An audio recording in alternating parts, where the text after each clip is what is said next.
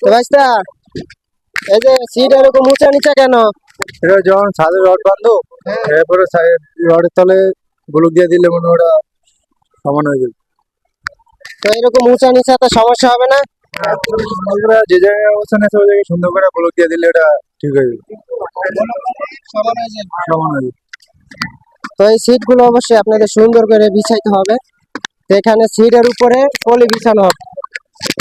এই যে সিট বিছানো হয়েছে, এই সিটের উপরে পলি বিছানো হবে। পলি বিছাইলে আপনাদের ঢালাইয়ের ফিনিশিংটা ভালো আসে, এবং কি এই সিটের জয়েন্ট গুলোতে যখন ছাদের রড বাইন্ডিং করা হবে, এই সিটের জয়েন্ট গুলোতে আপনারা যদি বোলক দিয়ে দেন রডের সাথে, তাহলে আপনারা এই সিট গুলো চেপে যাবে। এখানে সিট বিছানোর কাজ চলতেছে। সিট বিছানোর সময়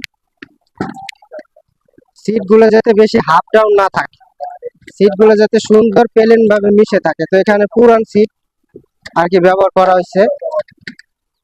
এই সিট যদি বেশি ব্যাস কম হয় তাহলে কিন্তু আপনাদের ঢালাই ব্যাস কম হবে, প্লাস্টার ঠিক আছে মোটা চিকন খাবে, এর ফলে আপনাদের বাড়ির ক্ষতি হবে।